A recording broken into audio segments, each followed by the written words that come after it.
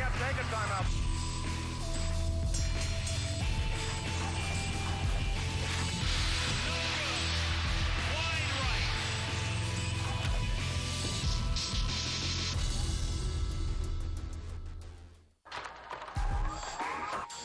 Hi, everybody. I'm Brian Kenny, and welcome to ESPN Classic's Top 5 Reasons You Can't Blame, a series that takes a fresh look at sports personalities who are remembered largely for their mistakes, controversial moments, or questionable decisions.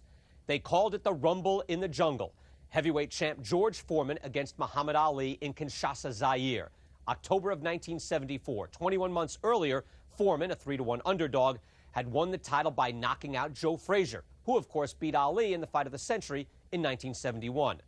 By the time they landed in Zaire, Ali's dismantling of Sonny Liston, another intimidating slugger, seemed as old as a 10-year-old newspaper carrying a headline bearing the name of Cassius Clay. Before we count down the top 5 reasons you can't blame Foreman for losing, let's examine how Big George became a seemingly indestructible force and had taken over the heavyweight division.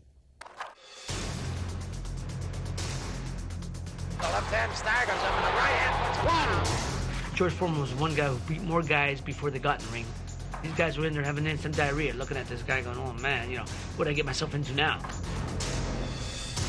George Foreman's only plan was to destroy his opponent. I got hit so hard by Foreman that the percussion of the punch, the bone blew up inside my eye and burst from the inside out.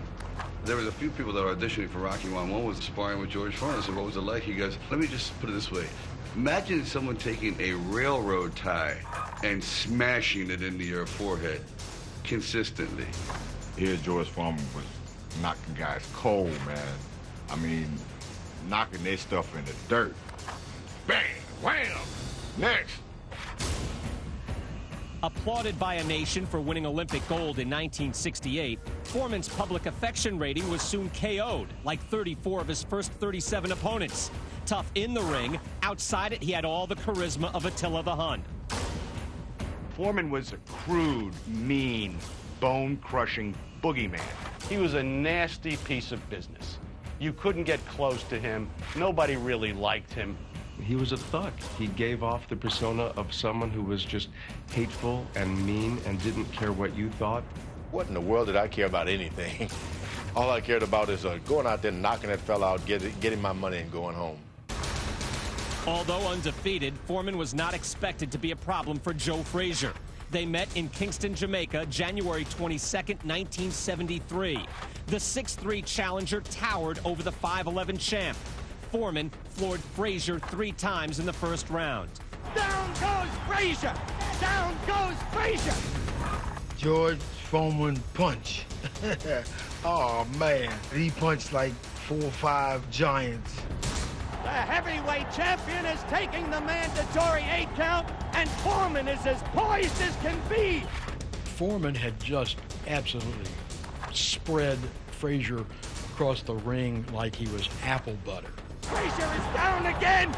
He threw that uppercut, and Frazier's entire body went up in the air, and down he went, landing on one knee. 6 knockdowns. And I stopped the fight. It is over. It is over. George Foreman is the heavyweight champion of the world. Foreman's annihilation of Frazier launched a new era of intimidation. After destroying the skillful Ken Norton in his second title defense, the champ agreed to fight Muhammad Ali. The place, Kinshasa, Zaire. The date, September 24th, 1974. The consensus, all Foreman. I had knocked out Kenny Norton, who beat Muhammad Ali, and I devastated Joe Frazier. I figured, hey, I'm just going to waste Muhammad Ali in 2 or 3 rounds. Ali looked like he was a fading champion. My biggest worry is where were we going to take him when he got hurt? Please let him live. Never mind winning the fight. Ali's expected slaughter was postponed. A cut above Foreman's right eye caused the fight to be pushed back to October 30th. In the run-up to his date with Destiny, the man who had twice beaten Liston sought advice from one of the ring's most respected tacticians. Ali had a relationship with Cus D'Amato, and Cus told him, you're fighting a bully. As soon as the bell rings, you run out and hit him with a big punch. Let him know that you're not going to run. Ali looks like he's ready to go here. He's not staying away. He's going after the man. In the second round, Ali abruptly changed tactics and leaned against the ropes, while Foreman waded in like a bouncer in a back alley. Flying to Zaire with Ali, he said to me, if George Foreman doesn't get me in 7, his parachute won't open. Foreman tries to work the body. Neither one of those punches did any damage. None of those punches are doing any damage at all. George didn't set his man up. He was just so frantic. He just wanted to beat Ali into the ground. He wanted to show all the people that he was the menacing terror that he tried to show himself as to be. Show that Foreman just one of them guys. He had a lot of confidence in his ability to break you down. No smarts, no nothing, and he ran out of gas. The rope-a-dope. I'm the dope. I allowed him to lay on the rope until I just wore myself out like a dope.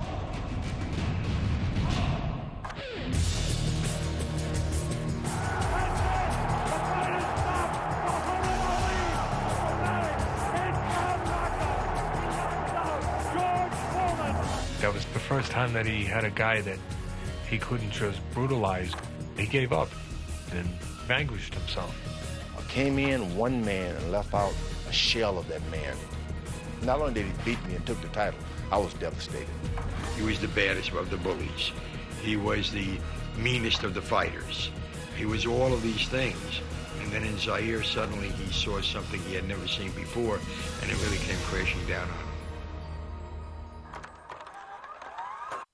Foreman's loss to Ali haunted him for many years, but redemption would be his in 1994 when at age 45 he knocked out Michael Moorer and reclaimed the title and became the oldest heavyweight champion of all time.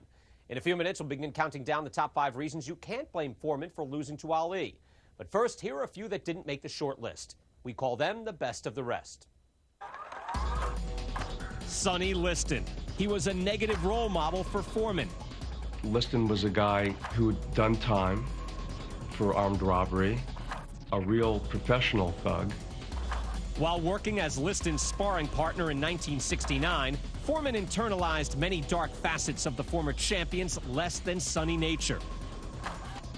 George wanted to be like Sonny Liston. I want to kill somebody, and that's what he wanted to do. So everything Sonny did, George literally, imitated. I think it's befitting that I go out of boxing like I came in. 10 years from there, I beat Sonny Liston, destroying another Sonny Liston who idolized Sonny Liston. In this profession, there's always somebody who can kick the other guy's butt. And Muhammad was made to order to beat Liston. And Muhammad could beat George Foreman every day in the week. Our other best of the rest, loose ropes. Even before Ali and Foreman entered the ring in Zaire, the ring ropes were sagging. I saw Angelo Dundee testing the ropes. And we asked Angelo, what are you doing, Angelo? Nothing, it's just this pre-fight stuff we do. I tightened those ropes at 4 o'clock in the afternoon. The ropes were 24-foot ropes for a 20-foot ring. So I got a double-edged razor and cut the rope and tied them together. They were trying to tighten it so boxes wouldn't fall out. I mean, they tightened till there was nothing left to tighten. Despite Dundee's efforts to tighten the ropes, they still sagged under Ali's weight. Whenever Ali started doing the rope-a-dope, we thought, oh my God, he loosened the ropes. So Ali could lean way back.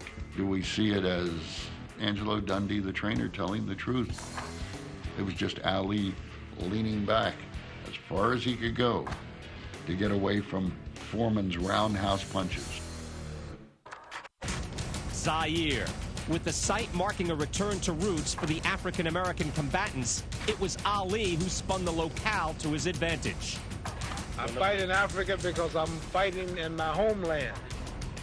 Ali made himself a citizen of Zaire emotionally with the people, and he made George an interloper.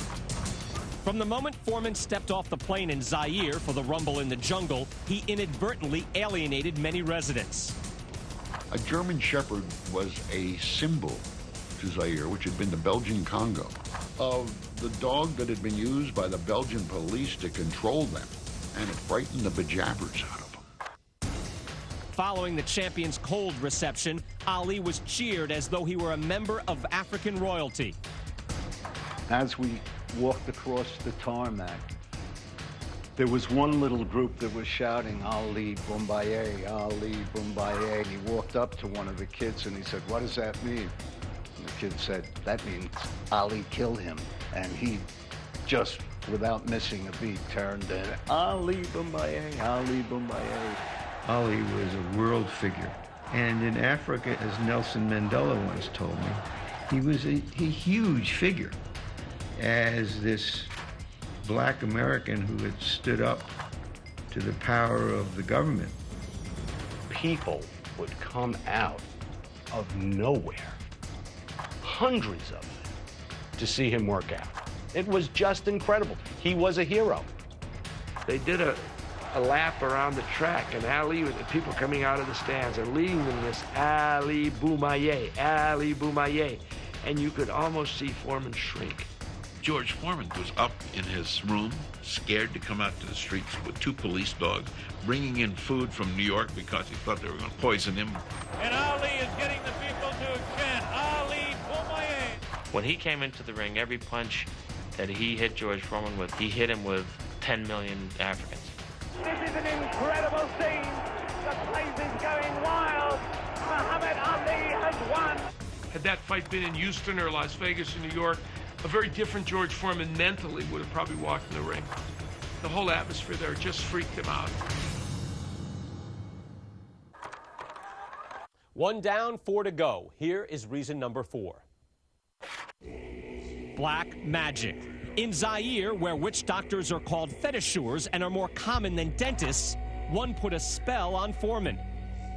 It was such a big upset at the time, I guess, you could have to say that it took a witch doctor or some kind of black magic to beat George Foreman at that time.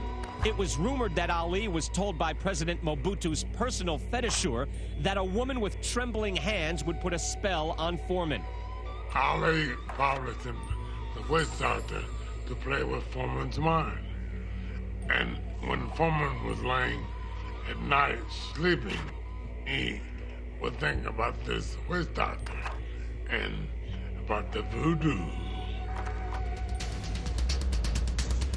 Fighters are very superstitious. No one would like to think they had their heads put on them, especially in Africa. George has always believed in these spooky, otherworld forces moving around, so I wouldn't be a bit surprised if the witch doctor got inside George's head or stuck enough pins in Foreman's afro that got him knocked out. The cut. 8 days before the original fight date of September 24th, Foreman's sparring partner Bill McMurray clipped the champ above his right eye with an elbow. Foreman needed 11 stitches, and the fight was postponed 5 weeks. We were supposed to be there for 10 days, and instead we were there for 2 months. I was there. There is nothing to do there. He had to be antsy. He had to be bored. None of this is good for a fighter. Foreman wanted to recover in Europe. But Ali, perhaps remembering how Sonny Liston was rendered docile when their second fight in 1965 was delayed 6 months, worked a little backdoor magic to keep Foreman in country against his will. There was a guy named Madunga Bula. He was like a number 2 guy in Zaire. Ali went to Bula and he said, listen, this guy's afraid and he doesn't like Africa and he's going to run away. So he had them put a guard on George, and that weighed very heavily on George. Foreman wasn't the same Foreman that I had seen before the cut. While Foreman fiddled, Ali enjoyed the people's adulation and carefully honed himself physically and mentally. The postponement would hurt him more than it would myself. The man that really wins this fight is the one in the best condition, the one who's paced himself just right. One of his strengths was his flexibility. He could be very adaptable. Foreman, on the other hand, liked his regimen. So I think the delay really spoke to Ali's personality strengths and highlighted what wasn't one of Foreman's personality strengths. What the cut did was to reinforce Ali's feeling of blackness and feeling that he was at home, that he could not be beaten in Africa and that he had Foreman's number. Psychologically, it had a very negative effect on him. I think had the fight have taken place when it was originally scheduled to happen, Foreman would have won that fight. Have we begun to change your mind yet? If not, take a look at reason number 2. Foreman's corner. Veteran trainer Dick Sadler and former light heavyweight champion Archie Moore were outfoxed by Team Ali. Case in point, they didn't know about the ropes. I do blame George Foreman's corner for the results of that fight. It is up to the champion's corner to determine the tension of the ropes. They should have known about the tension of those ropes. Worse, perhaps, was Foreman's corner had no answer for Ali's bizarre strategy. Everyone figured I'm going to knock him out. If it didn't happen the first round, it was going to happen the second. I was eventually going to get him. So there wasn't much advice for me. Get him, get him, get him. That's all. The corner could have done a lot more for Foreman. What Foreman had to do was make an adjustment and get a little bit closer, but he didn't. The corner is supposed to tell you to step over, create an opening, pull his arm down. You could spin him and hit him. There's no human on this planet that I respect more than the late Archie Moore. But in this instance, considering he was a great fighter at adapting, I don't know if he in the corner of George Foreman helped him in this regard. He really was the greatest. For more than a decade, many criticized Ali for claiming he was the greatest. By defeating Foreman, he left no doubt that he was what he said he was, in body and in mind. I was with Muhammad a month and a half before the fight, and Muhammad came up to me and said to me, "What do you think about me and George?" And I said to him, "Muhammad, George throws punches out the window." And he said, "I've been hearing that. I have something in store for him." I predicted after 8 good rounds, it'll be obvious that he's dead tired. He won't have it no more after 8. After a highly active first round in which Ali scored repeatedly by sticking and moving, he slowed his pace to a near standstill and began to engage the embattled Foreman in extended conversation, all while conserving his energy. At first, it seemed to many ringsiders that he'd be pummeled to the canvas. We're screaming at him in the corner. Get off the ropes. He said, "Shut up. I know what I'm doing. This guy's not hurting me." He won because he was agile, good reflexes while he was backwards on the ropes, and he emptied George's tank. Only Muhammad figured that out. Maybe this could be the tactic of Ali to let the man punch himself out. Displaying an epic mix of guile and courage, Ali withstood Foreman's best shots. The image of him against the ropes, dodging and feinting and slipping punches, remains the clearest visual language of the rumble in the jungle. Nobody else ever would have been willing to absorb the punishment and live in that eye of the storm the way Ali did. Ali knew in his mind that he could survive that, and he had the heart and the stomach and the courage to apply it. George landed the same punches that he knocked out Joe Frazier with, that he knocked out Ken Norton with, and Ali didn't go down.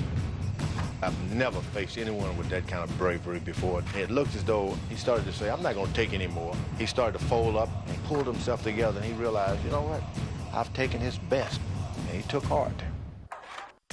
As the sting of Foreman's shots began to diminish, Ali stepped up his banter, verbally challenging the champion's capacity to do him any harm.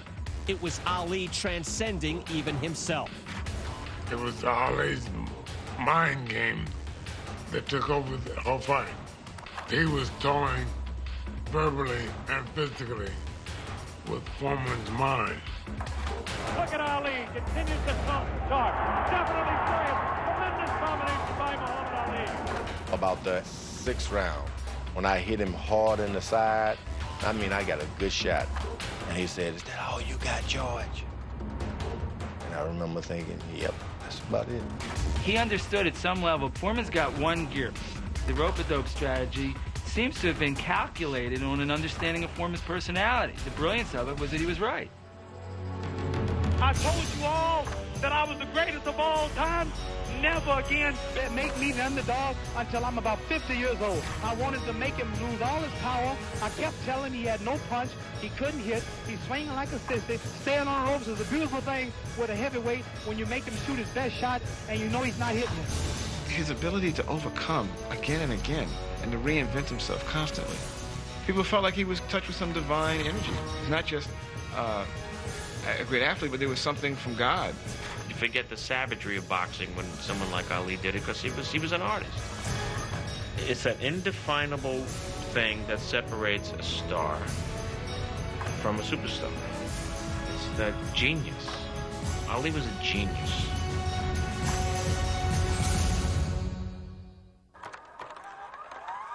Well, there you have it, the top 5 reasons you can't blame George Foreman for losing to Muhammad Ali.